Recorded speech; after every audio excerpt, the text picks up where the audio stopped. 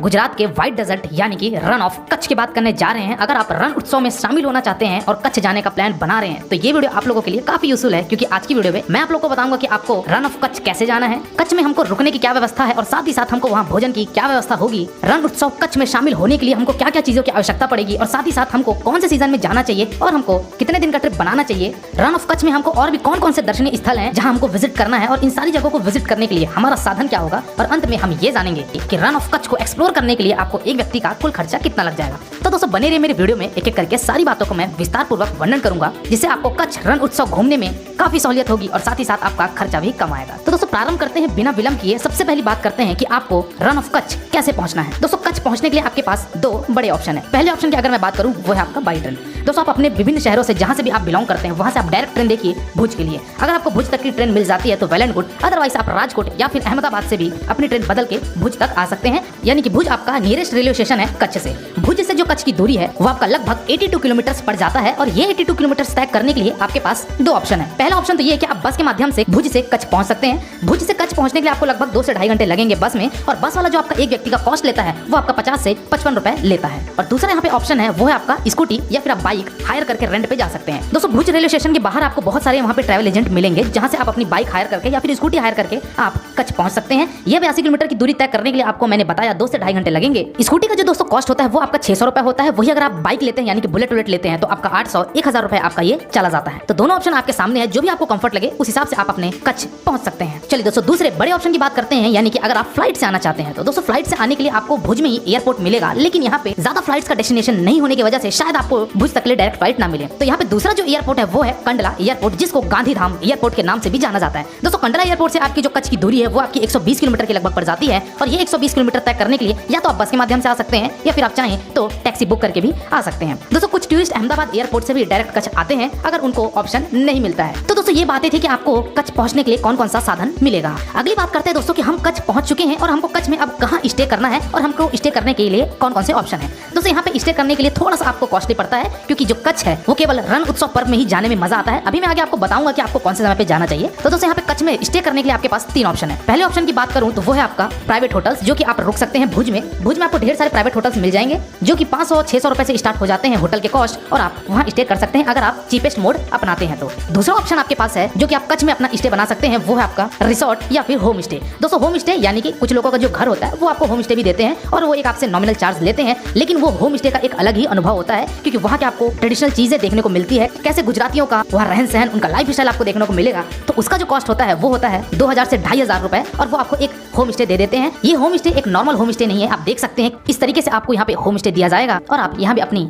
जितने दिन की भी यात्रा है वहाँ आप स्टे कर सकते हैं। और लास्ट ऑप्शन की अगर मैं बात करूँ वो है आपका गवर्नमेंट की तरफ से वहाँ पे टेंट सिटी। दोस्तों टेंट सिटी यानी कि सबसे वहाँ पे महंगा ऑप्शन है, और इस टेंट सिटी में अगर आप लेते हैं तो आपको 5000 रुपए स्टार्टिंग पड़ता है, और इसका प्राइस आप अपने बजट अनुसार बढ़ा सकते हैं। 10,000-15,000 तक भी आप टेंट सिटी में आप अपना स्टे कर सकते हैं। दोस्तों यहाँ पे आपके जो 5000-10,000 रुपए जो रेट है वो आपके 2 लोगों के लिए, यानी कि अगर आप कपल्स हैं तो 2 लोगों के लिए ये रेट बता रहा हूँ। इसमें आपके फूड भी शामिल रहते हैं और साथ ही साथ आपका पिकअप एंड ड्रॉप पॉइंट भी इंक्लूड रहता है। कुल मिलाकर जितने दिन का भी आप ट्रिप बनाते हैं तो वहाँ पे आपको फूड भी ऑप्शन रहेगा और साथ ही साथ आप पिकअप और ड्रॉप भी इसमें उनकी तरफ से दिया जाता है इसी पैकेज में। तो दोस्तों आप चाहें तो टेंट सिटी में रुक सकते हैं। यहाँ पे एसी और नॉन एसी दोनों ही प्रकार के टेंट सिटी में आपको रूम्स अवेलेबल हो जाएंगे। तो अगर आप यहाँ रुकना चाहते हैं इस डेजर्ट हाउस में तो यहाँ रुक सकते हैं। चलिए दोस्तों बात करते हैं इसी के साथ ही साथ कि जो टेंट सिटी में नहीं रुकना चाहता है तो उसको फूड की क्या ऑप्शन होगी और वहाँ पे खाने पीने की क्या व्यवस्था उनको मिलेगी। दोस्तों यहाँ पे जैसे मैंने बताया होम स्टे अगर आप करना चाहते हैं, वहाँ पे जो गाँव है तो गाँव में आप जिसके यहाँ भी रुके हैं तो वहाँ पे आपको फूड के ऑप्शन मिल जाएंगे। वहाँ पे रेस्टोरेंट भोजनालय है जो कि आपको गुजराती थाली भी मिलेगी। साथ ही साथ अगर आप कुछ पर्सनल खाने के लिए ऑर्डर देकर बनवाना चाहते हैं तो वो भी आपको वहाँ अवेलेबल हो जाएगी। 100 से 150 रुपए में आपको आराम से वहाँ एक टाइम का भोजन एक व्यक्ति का हो जाएगा। चलिए दोस्तों अगली बात करते हैं हम व्हाइट डेजर्ट में प्रवेश करने से पहले कि हमको कच्छ आना कब चाहिए और हमको कितने दिन का ट्रिप बनाना चाहिए। दोस्तों कच्छ आने के लिए बेसिकली यहाँ पे जो समय होता है वो नवंबर से लेकर फरवरी तक का होता है, क्योंकि ये नवंबर से फरवरी के बीच में गुजरात सरकार द्वारा लगाया जाता है रण उत्सव।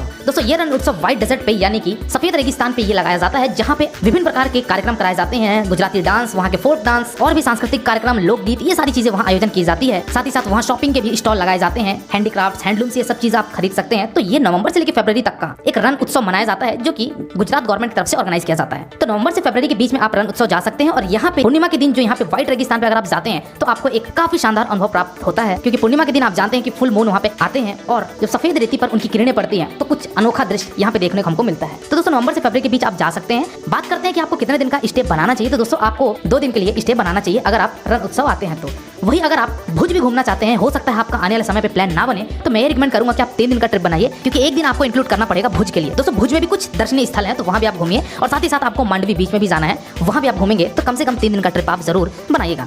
चलिए तो ये सारी बातों को तो मैं अभी विस्तार से बताऊंगा ही, लेकिन पहले ये बात करते हैं कि आपको व्हाइट डेजर्ट जाने के लिए, यानी कि जहाँ भी आप रुके हैं टेंट सिटी के आसपास या फिर कच्छ में जहाँ भी होम स्टे लिए हैं, वहाँ से आपको व्हाइट डेजर्ट जाने के लिए आपको निकालना पड़ेगा परमिट। और ये परमिट लेने के लिए आपके पास 2 ऑप्शन है। पहला ऑप्शन तो है ऑनलाइन, जो कि आपका ये वेबसाइट है, इस वेबसाइट में जाके आप अपनी ऑनलाइन परमिट निकाल सकते हैं। एक व्यक्ति का 100 रुपए कॉस्ट होता है। वही दूसरे विकल्प में अगर मैं बात करूं तो वो है आपका ऑफलाइन विकल्प। तो दोस्तों आप जब कच्छ से व्हाइट डेजर्ट की तरफ जाएंगे तो वहाँ आपको एक गाँव पड़ेगा जिसका नाम है भिरंडियारा, और भिरंडियारा चेक पोस्ट में ही आपको वहाँ पे अपना परमिट निकलवाना पड़ेगा। आपके पास कोई भी वैलिड गवर्नमेंट ID कार्ड होनी चाहिए। 100 रुपए एक परमिट का आपका लिया जाता है एक व्यक्ति का। तो यहाँ से आपको व्हाइट रन परमिट के नाम से एक परमिट दिया जाएगा, और ये परमिट दिखाकर आप व्हाइट डेजर्ट में प्रवेश कर सकते हैं। वही अगर आपके साथ कोई बच्चे हैं जिनका उम्र 5 साल से 12 साल का है, तो उनका हाफ टिकट लगेगा, यानी कि 50 रुपए एक बच्चे का लगेगा। तो दोस्तों आप व्हाइट डेजर्ट में जाइए, वहाँ पे आप सनसेट और सनराइज का भी आनंद उठा सकते हैं, क्योंकि यहाँ पे सनसेट के समय पे काफी ज्यादा अच्छा दृश्य हो जाता है, और साथ ही साथ यहाँ पे अगर आप नाइट में रुकते हैं तो भी आपको एक शानदार दृश्य देखने को मिलेगा, और खास तौर से अगर आप पूर्णिमा के दिन आए हुए हैं तो दोस्तों व्हाइट डेजर्ट में आप रहिए, यहाँ पे फोटोशूट कराइए, और यहाँ के व्हाइट डेजर्ट, यहाँ के वादियों को आप भरपूर एक्सप्लोर कीजिए, और वापस से आ जाइए अपने टेंट सिटी में। दोस्तों टेंट सिटी में यहाँ पे होता है नाइट शो,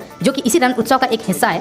दोस्तों नाइट शो में आपको यहाँ पे सांस्कृतिक कार्यक्रम, ट्रेडिशनल डांसेस, लोकगीत का आयोजन, ये सारी चीजें यहाँ पे आपको देखने को मिलेगी। तो आप नाइट शो में जरूर सम्मिलित होइएगा, जो कि आपको एक बेहद नई नई चीजें गुजरातियों की देखने को मिलेगी। तो दोस्तों ये बातें थी कि डे 1 में आप ये सारी चीजें घूम लेंगे। अगली बात करते हैं, यानी कि डे नंबर 2 में आपको कहाँ जाना है। तो दोस्तों डे नंबर 2 में कच्छ से 40 किलोमीटर दूरी पे है एक काला डूंगर। दोस्तों काला डूंगर यानी कि यहाँ पे गुजरात का सबसे ऊंची पहाड़ी कहा जाता है। तो आप काला डूंगर में भी जाइए, जो कि रन ऑफ कच्छ का एक शानदार दृश्य देखने को मिलेगा इस पहाड़ी से। तो यहाँ पे आप जरूर जाइए। और इसी रास्ते में दोस्तों आपका एक पड़ता है मैग्नेटिक फील्ड एरिया। दोस्तों मैग्नेटिक फील्ड एरिया यानी कि अगर आप यहाँ पे कार में बैठे हुए हैं और अगर आप ब्रेक अप्लाई नहीं किए हुए हैं और आपका गियर में नहीं है, तो गाड़ी ऑटोमेटिक पीछे की तरफ मोशन करना शुरू कर देती है। तो यहाँ पे मैग्नेटिक फील्ड एरिया इसको कहा जाता है। तो यहाँ पे भी आप कुछ समय रुक कर ये अद्भुत नजारा देख सकते हैं। काफी अच्छा आपको ये दृश्य देखने को मिलेगा। दोस्तों कच्छ में आप अगर चाहते हैं पैरा मोटरिंग करना या फिर कैमल राइडिंग करना, तो ये भी आपको यहाँ पे ऑप्शन मिल जाते हैं। अलग अलग कॉस्ट होते हैं, तो आप कैमल राइडिंग भी कर सकते हैं, और अगर आप पैरा मोटरिंग करना चाहते हैं तो वो भी आप यहाँ के रेगिस्तान पे कर सकते हैं। तो दोस्तों ये 2 दिन का प्लान घूमने के बाद आपको अब भुज अगर घूमना है तो आप भुज भी घूम सकते हैं। यहाँ भी आपको कुछ दर्शनीय स्थल देखने को मिलेंगे, जिसमें से पहला है आपका कच्छ म्यूजियम। तो आप कच्छ म्यूजियम में भी जा सकते हैं। वंदे मातरम मेमोरियल यहाँ भी आप विजिट कर सकते हैं। प्राग महल यहाँ भी आप जा सकते हैं, जो कि भुज में ही स्थित है। छतरड़ी यहाँ भी आप जा सकते हैं, और अंतिम में आपका भुज में एक पड़ता है जिसका नाम है आईना महल। दोस्तों यहाँ भी आप विजिट करके कुछ समय यहाँ भी व्यतीत कर सकते हैं। तो दोस्तों ये भुज में आपके टूरिस्ट प्लेसेस हैं। इसके बाद आप यहाँ से भुज से 50 किलोमीटर दूर, जिसका नाम है मांडवी बीच, जो कि गुजरात का एक प्रसिद्ध बीच कहलाता है। दोस्तों मांडवी बीच में भी सनराइज का एक बेहद शानदार नजारा देखने को मिलेगा। तो यहाँ पे भी आप इसमें शामिल हो सकते हैं, और साथ ही साथ यहाँ पे बीच में आप आनंद उठा सकते हैं, स्नान कर सकते हैं। और यहाँ पे मांडवी बीच के पास ही 2-3 और भी दर्शनीय स्थल हैं, वहाँ भी आप चले जाइए, जिसमें से पहला आता है स्वामी नारायण मंदिर, मांडवी फोर्ट, जिसको मांडवी किला भी कहा जाता है। तो इस किले में भी आप जाके कुछ समय व्यतीत कीजिए। और एक आपका यहाँ पड़ता है विजय विलास पैलेस। तो इस पैलेस पे भी जाके आप घूम सकते हैं। तो दोस्तों ये 3 दिन का आइटनरी था, जो कि आप भुज घूमेंगे, कच्छ घूमेंगे और व्हाइट डेजर्ट में घूमेंगे, और साथ ही साथ वहाँ पे रण उत्सव के जो भी वहाँ पे ट्रेडिशनल डांसेस, फोक डांसेस और कल्चर एक्टिविटीज होती है,